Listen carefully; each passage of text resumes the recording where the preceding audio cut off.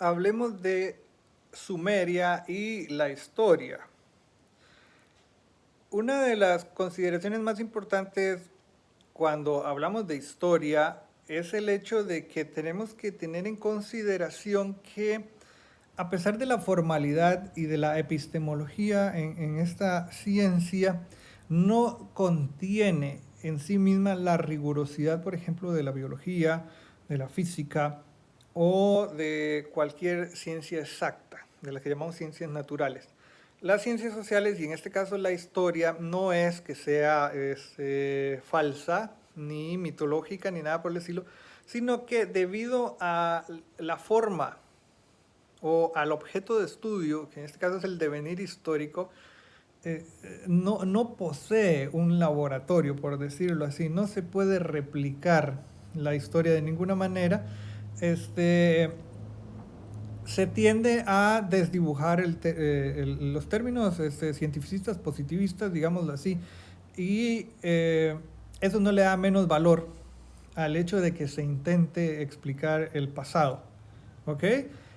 Tenemos que tener en consideración, y colocándonos en el Sumer, en la cuna de la civilización, ¿ok? Tenemos que considerar que es extremadamente complicado explicar qué sucedía en esos tiempos por la escasísima posibilidad que tenemos para extraer datos de ahí, sobre todo arqueológicos y escasamente literarios. Era muy poco lo que se escribía y arqueológicamente todo está sepultado, lo poco que queda sepultado, un poco como la paleontología. Intentar explicar el Cretácico basado en los huesos de sitios como Alberta, Canadá, huesos de Triceratops, de tiranosaurus, etcétera, que quedaron sepultados en un momento determinado. Son cosas muy raras que ocurren. Es muy raro que una tablilla se conserve, es muy raro que un ladrillo se conserve. Y ese ladrillo se conserva en un momento y pertenece a un momento específico de 5.000, 7.000 años de historia. Entonces, para los arqueólogos está muy complicado.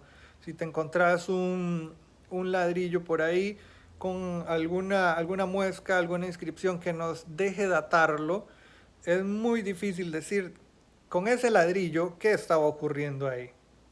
Se puede saber lo obvio, que bueno, que utilizaban la arcilla para hacer ladrillos y construir probablemente casas, templos y plazas, cosas por el estilo. Pero de ahí hablar sobre cuánta población había, sobre cuáles eran los gustos de esa población. Hay algo muy interesante sobre la historia antigua que es muy recurrente en la sociedad contemporánea, y no sé, en el pasado puedo hablar nada más de mi tiempo, es que hay como un desdibujamiento de cómo se comportaba la gente.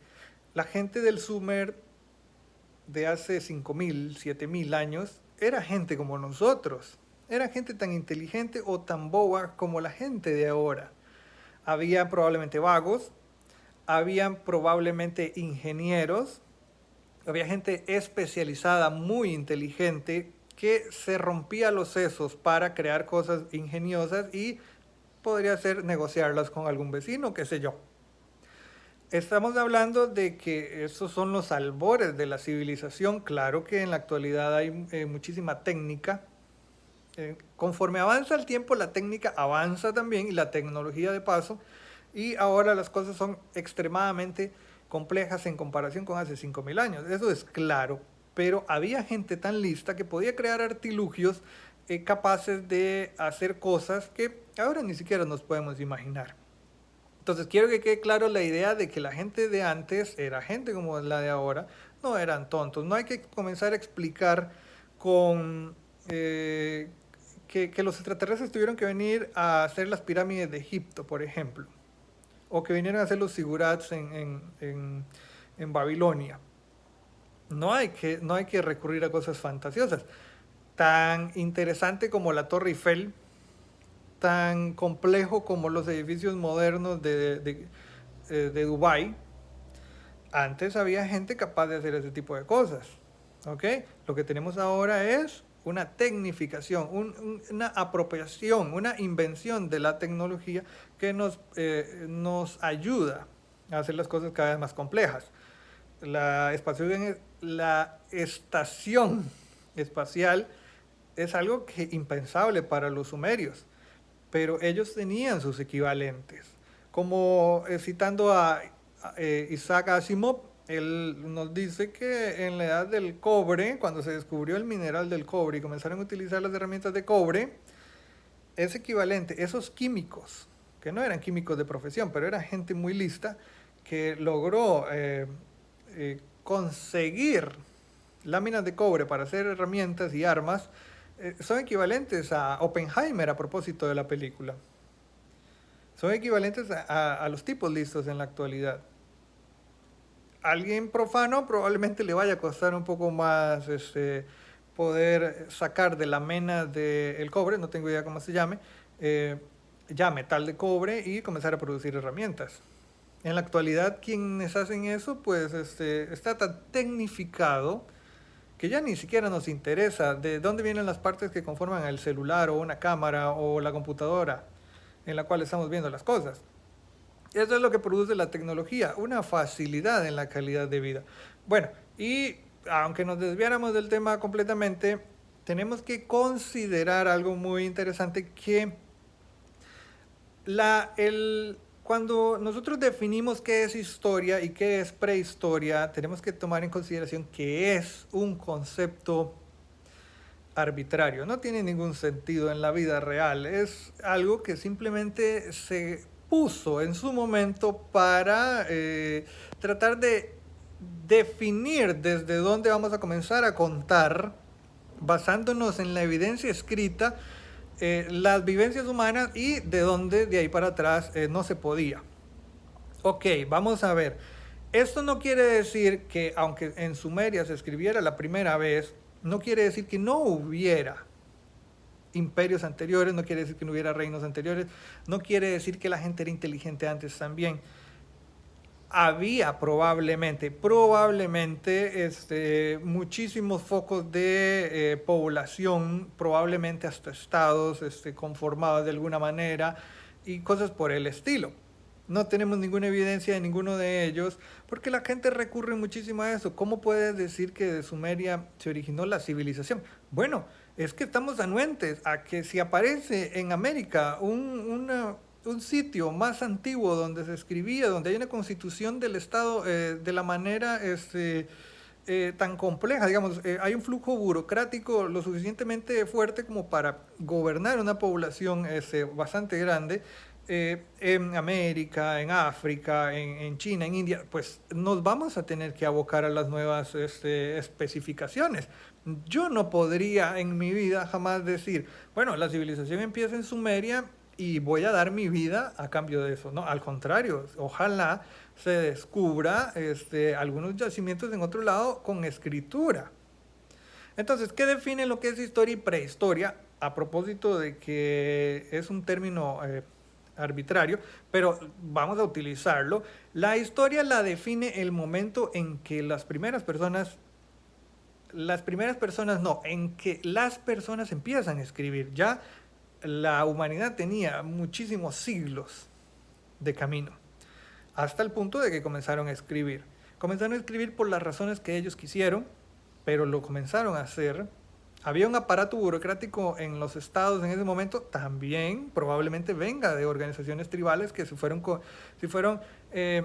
haciendo más complejas, pero tenemos que considerar que en el momento en que la prehistoria comienza a desaparecer en Sumeria y aparece la historia, no tenemos claro cómo fue que ocurrió.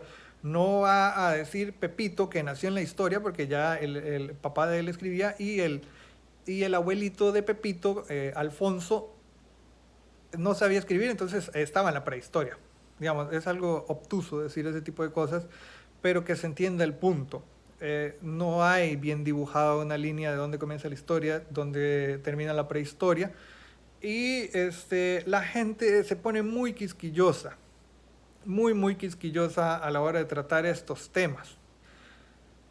Entonces, tener en consideración que la historia es una ciencia en construcción.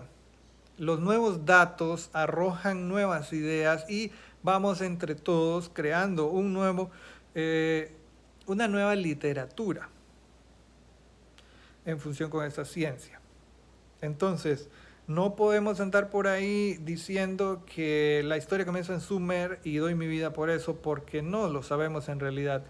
Estamos escribiendo la historia con ladrillos, con escasísimas trazas literarias.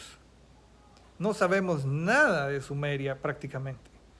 Lo poco que sabemos, agarramos 7 siglos, 20 siglos y los colocamos en 2 párrafos. Y decimos, bueno, consumían carne de oveja, sembraban cebada y trigo y creían en la diosa Inanna.